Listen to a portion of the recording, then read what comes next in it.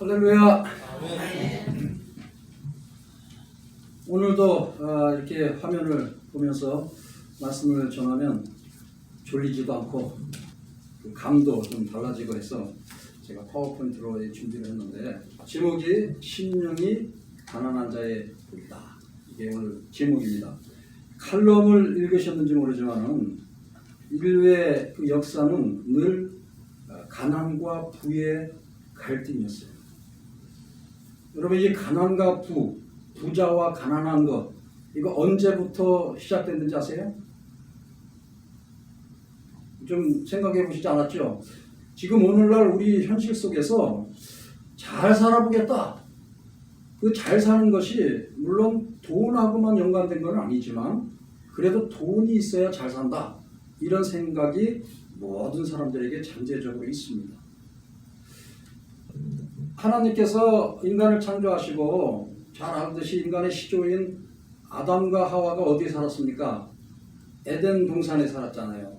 이 에덴 동산에 살 때 빈부의 격차가 있었습니까? 가난과 부의 어떤 갈등이 있었습니까? 없었잖아요. 그걸 갖다 우리는 뭐라고 해요? 낙원이라고 그랬어요. 낙원. 에덴 동산을 낙원이라고 해요. 그리고 예수님이 십자가에 돌아가셨을 때에 그 옆에 있던 강도 하나가 예수님한테 뭔가 나를 좀 긍휼히 여겨달라는 고백할 때 예수님 뭐라고 그랬어요? 네가 오늘 나와 함께 낙원에 이르다. 그 낙원이라는 것은 뭐냐면은 결국은 빈부의 격차가 없다. 평등하다. 모두가 하나님 앞에 사랑을 받는 존재다. 얼굴이 검었고 하얗고 노랗고 그런 것도 차별이 없다. 그것이 낙원이에요. 이 낙원을 조금 더 현실적으로 또 성경적으로 얘기하면 이제 천국이 되겠죠. 천국. 오늘 우리 성경 말씀의 주제가 거예요. 천국이 저희 것이요. 빈부의 격차가 없고 인종차별이 없는 그런 곳에서 살 수 있다. 우리의 영원한 어떤 그런 소망은 바로 그 천국에 있는 거잖아요. 그 천국에 있는 그 소망을 품고 우리가 살아야 되는데, 요즘 이 세상이 돈이 완전히 하나님이 돼버렸고 또 돈만 있으면 우주여행을 합니다. 우주여행. 지금 우주여행에 신청한 사람이 꽤 돼요. 그 사람들은 세계적으로 몇 지 안 가는 갑부들이겠죠. 때로는 저는 그 뉴스를 보면서 나도 저 안에 꼈으면 좋았을 텐데, 나는 우주여행을 언제 한번 해보나. 저도 여행을 너무 좋아하니까 이 나라 이 세상 여행은 그래도 누구 못지않게 많이 했거든요. 저도 많은 나라를 다녀봤어요. 선교사다 보니까. 그런데 우주여행을 한 번도 못 해봤거든요. 그러니까 많은 사람들이 우주여행을 꿈꾸고 있는데 하나님의 나라 천국은 왜 꿈을 꾸지 않을까? 제가 그 생각을 많이 했습니다. 네. 여러분, 우주여행보다 천국에서 사는 게 더 좋습니다. 천국의 꿈을 꾸면서 살아야 돼요. 그런데 사람들은 그렇지 않더라고요. 그래서 오늘 우리가 이 말씀을 보면서 어떻게 이 가난과 부의 이 갈등을 해소시킬 수 있을까? 이 가난과 부의 갈등이 해소되면 평등해지고 그것이 바로 하나님의 나라를 볼 수 있는 그런 방법이라고 했는데, 어떻게 할 수 있을까? 이게 문제예요. 우리의 삶을 좀 진단하며 살아야 되겠다. 몸이 아프면은 의사한테 가서 어떻게 해요? 진단을 받잖아요. 과연 무슨 병이 있는지 병을 확실히 진단해야 이 치료하는 방법이 확실해지는 거예요. 근데 이 진단하지 않고 무조건 내가 생각해보니까 당신이 이런 병이야. 그러면서 이 치료를 하고 약을 주고 이렇게 하는 의사는 돌팔이라고 해요. 돌팔이. 요새 돌팔이 의사들이 없는 것 같지만 상당히 많아요. 그런데 보세요. 심령이라는 거는 영이잖아요. 영. 하나님의 영을 따라 사는 이 심령으로 예배자로 사는 사람들을 제대로 잘 이끌지 못하면 뭐예요? 돌팔이 목회자잖아요. 그러니까 저도 목사지만은 이 정말 중요한 이 영혼들을 의사보다도 못한, 몸이 아파서 치료를 제대로 못하는 돌팔이 의사보다도 못한 돌팔이 목회자가 되면 안 되잖아요. 그래서 이게 심령이 가난하다는 것은 그 영을 다스릴 줄 아는, 그 영에게 건강을 주고 영이 정말 하나님 앞에 온전해져서 무엇으로 가야 된다? 천국으로 가는, 천국을 보여주는, 천국을 임하게 하는 삶으로 인도해야 된다 이 말이에요. 근데 왜 신앙인들이 이 세상에 잘 먹고 잘 사는 웰빙을 따지면서 하나님 앞에 아까 우리 공부할 때 영원한 즐거움을 느낄 수 있는 그 소망은 품지 않고 사느냐. 그 숙제를 해결하기 위해서 한번 오늘 한 가지 생각해 보겠습니다. 여기 이상한 말 하나 써 있죠. 부제. 유다이모니아. 한번 따라해 보세요. 유다이모니아. 처음 듣는 소리죠? 이 유다이모니아는 일반 사람들은 잘 모르는데 이제 신학을 공부하고 철학을 공부한 사람들은 굉장히 이 말뜻을 잘 알아요. 이것은 인생을 사는 데 있어서 가장 행복한 차원. 그게 그리스 철학의 아리스토텔레스가 처음 시작한 말이에요. 그러니까 인생 사는 사람들은 뭐를 추구하는 거예요?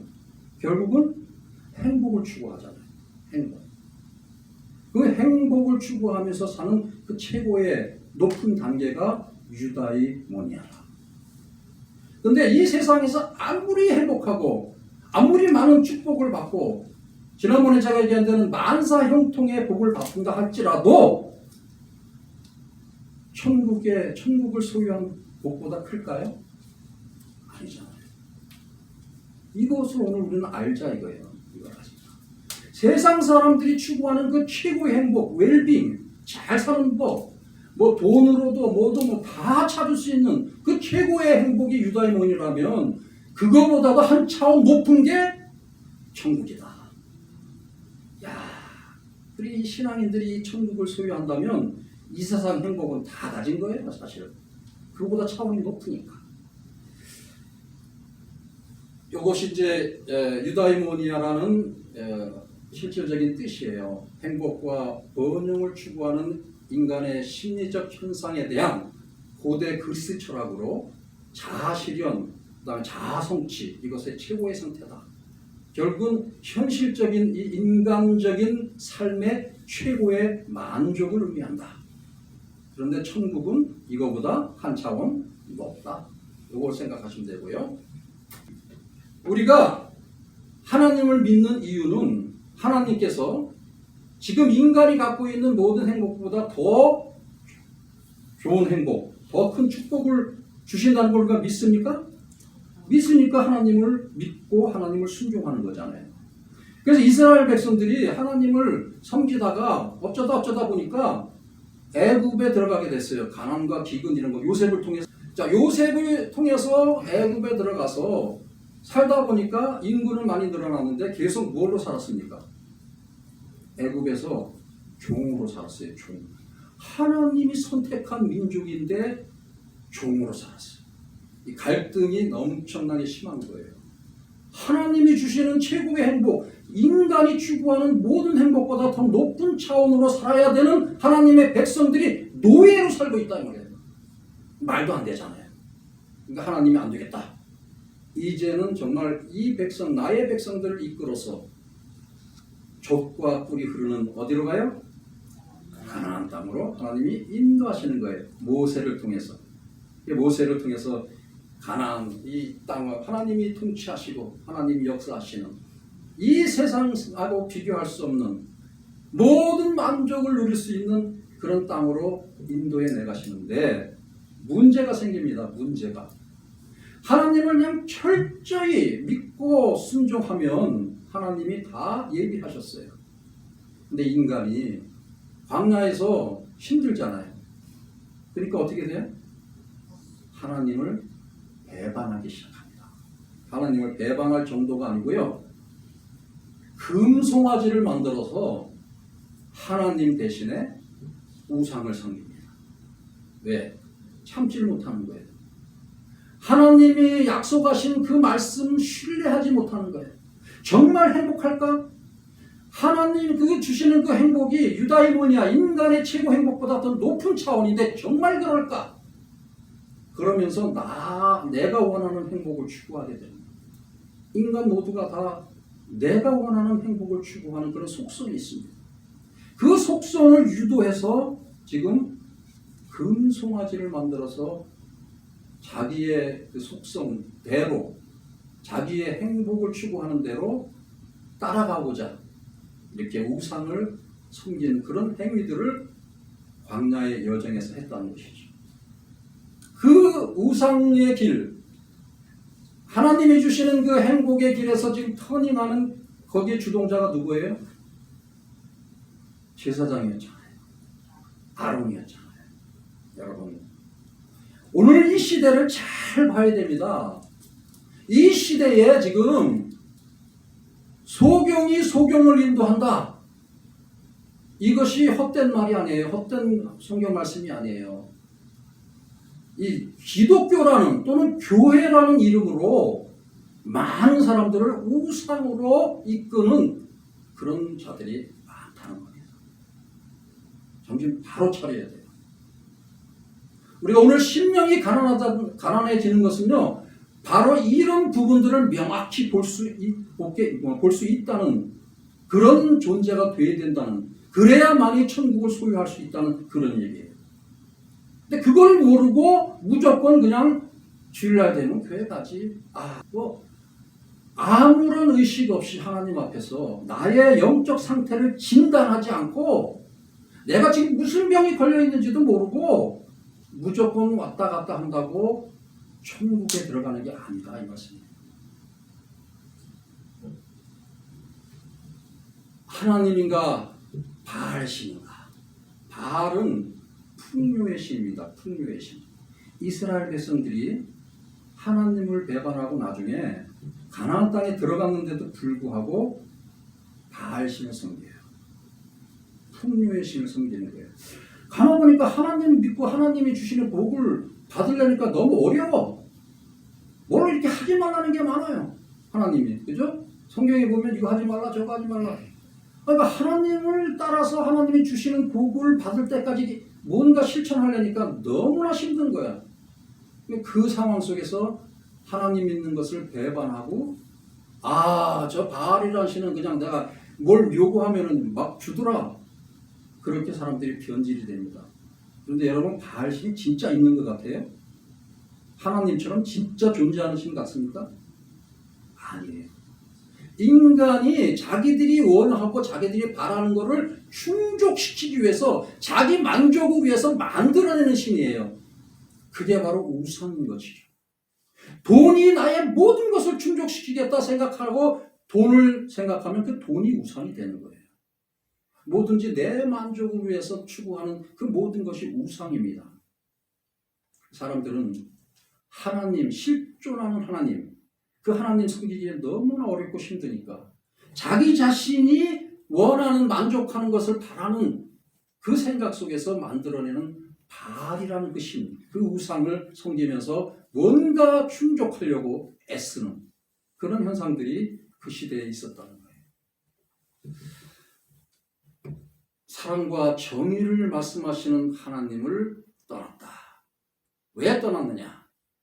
인간의 축복, 만족, 행복은 하나님께 속해 있는데 하나님을 신뢰하지 않고 자기 판단으로 자기의 우상을 만드는 그런 행위를 했다. 그 행위를 뭐라고 그런다? 교만이라. 하나님이 제일 싫어하시는 게 뭔지 아세요? 교만이에요. 교만. 왜냐? 하나님이 이렇게 하라고 말씀하셔서 그렇게 하기만 하면 되는데, 그러면 최고의 행복보다도 더 큰 행복을 누릴 수 있는데 그 속에 내 생각이 끼어들어가는 거예요. 내가 바라고 원하는 게 끼어들어가는 거예요. 그걸로 하나님과 보이지 않는 대적을 하는 거죠. 교만이 바로 그것입니다. 사람들한테 잘난 척하는 것만 교만이 아니에요. 하나님의 뜻을 절대적으로 순종하지 않는, 내 자신이 더 이렇게 하면 좋겠는데 그런 것들이 앞설 때 그것이 교만인 것이죠. 하나님은 교만한 자를 싫어하십니다. 교만은 어디서 나오느냐? 내가 무언가를 할 수 있다는 생각부터 나오는 거예요.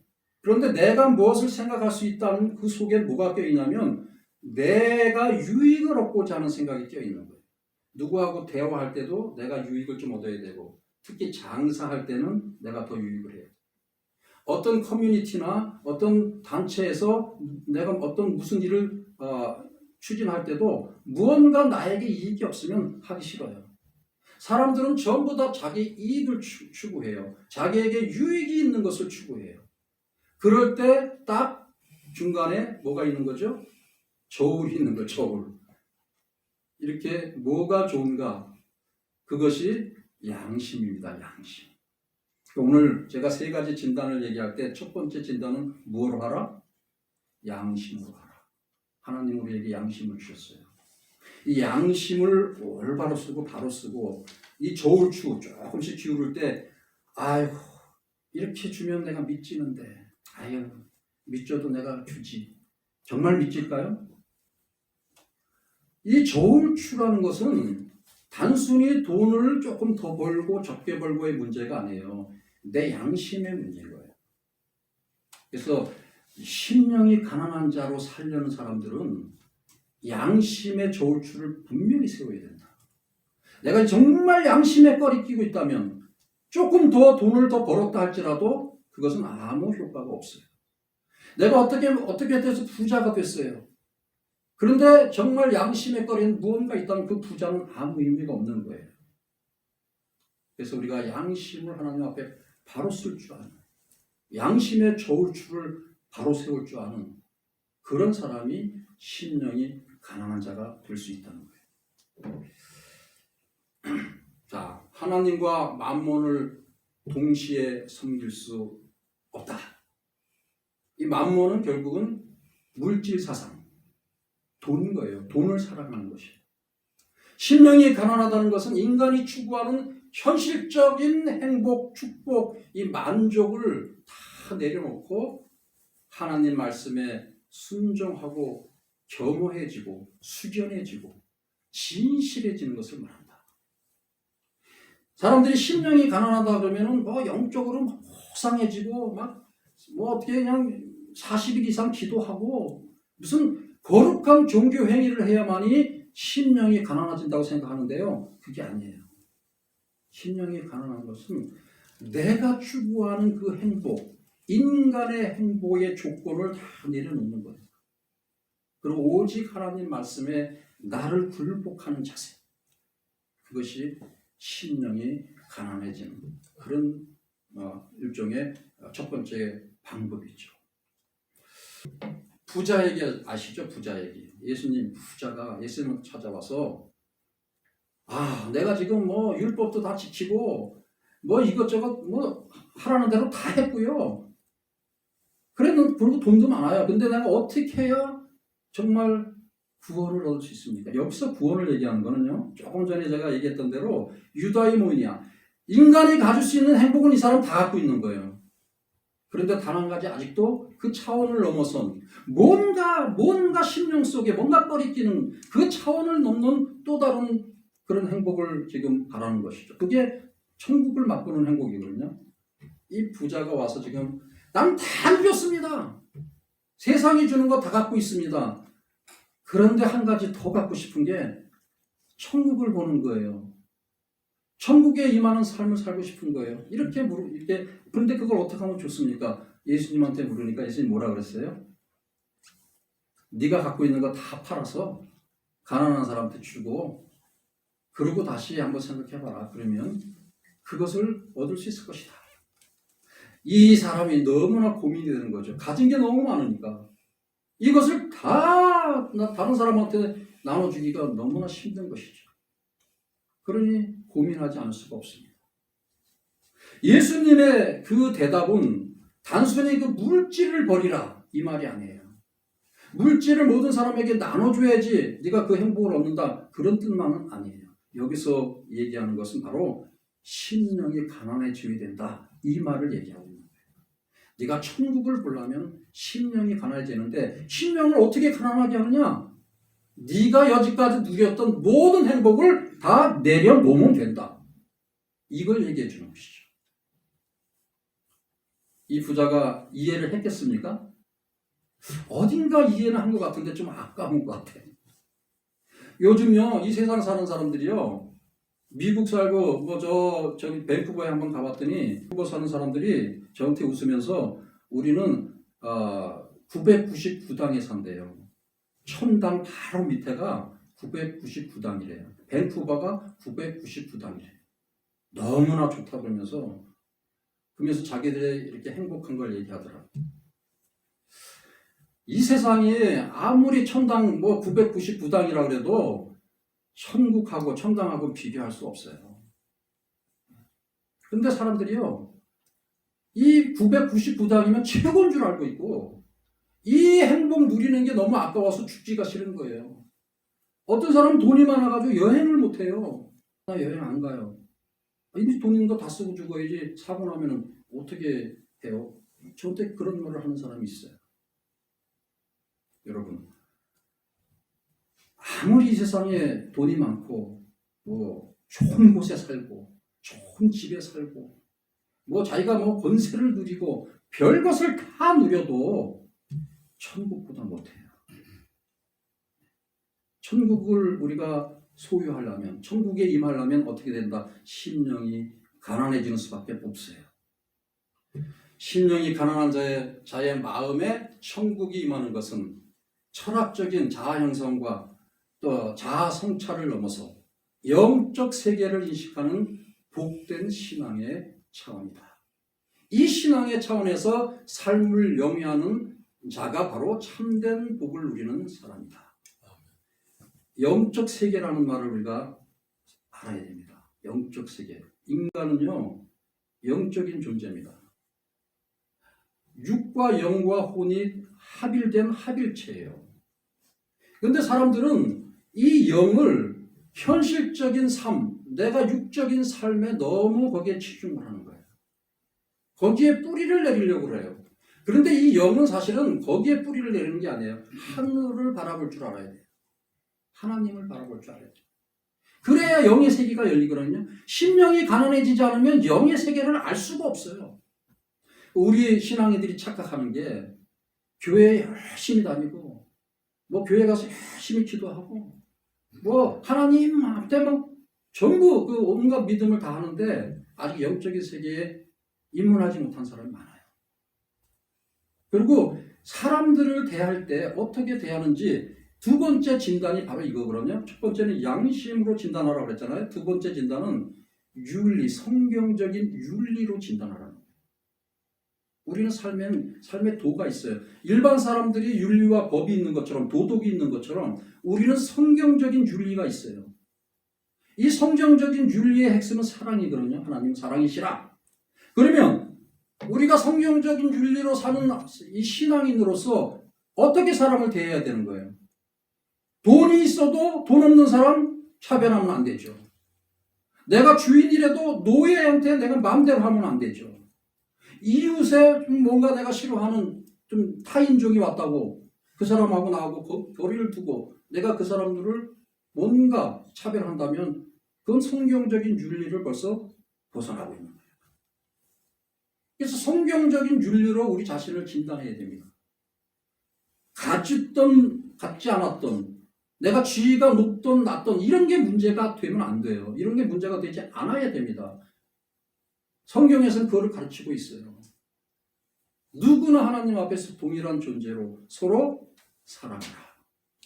서로 사랑하라. 이것을 성경적 윤리로 삼아야 됩니다.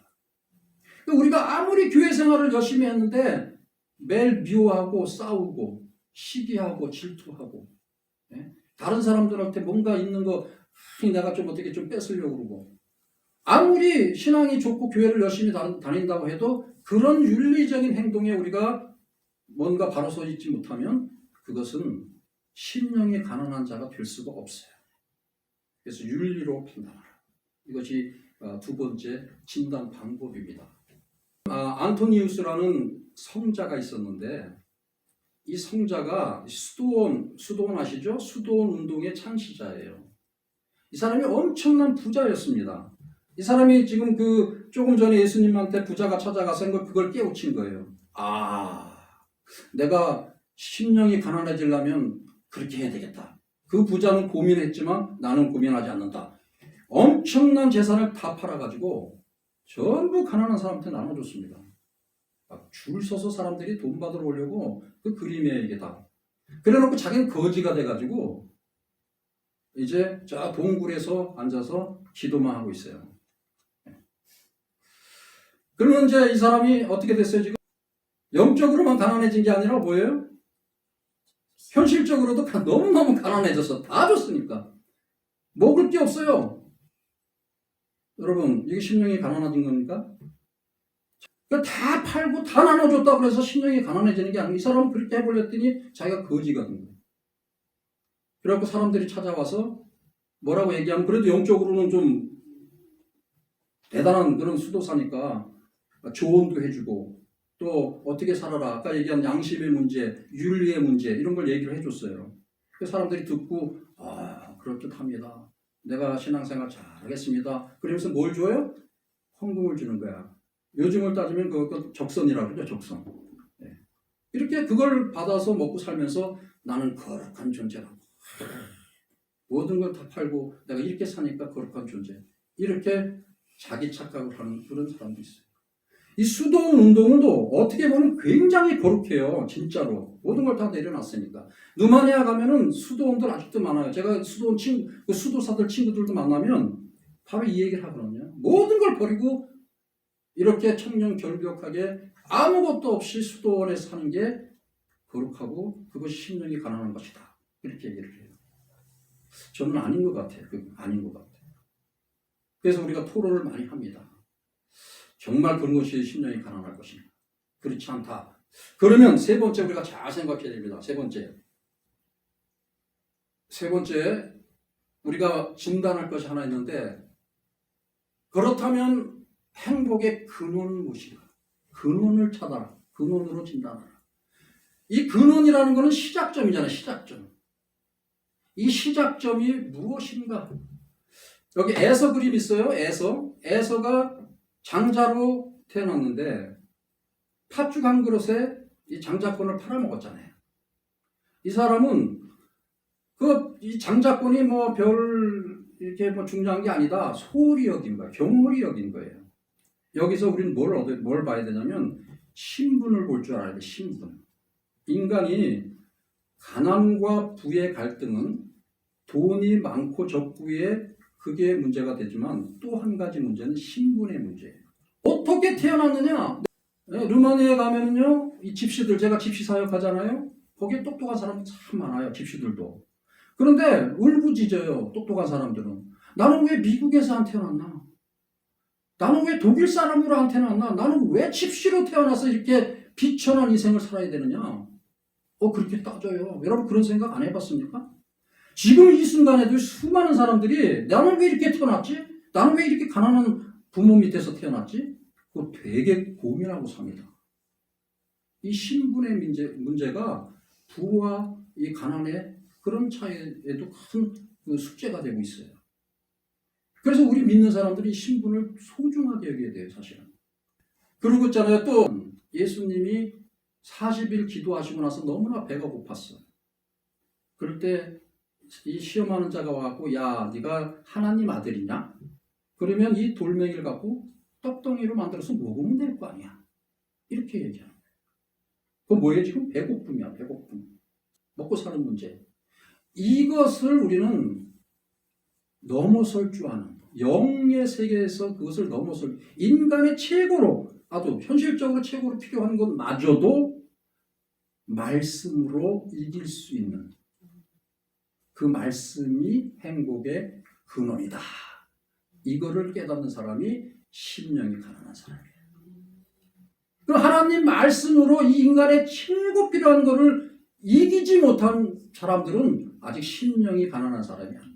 내가 내일 죽어도 내가 이 말씀은 꼭 지킨다. 이렇게 결심하고 각오할 줄 아는 사람. 이 사람이 심령이 가난한 사람이에요.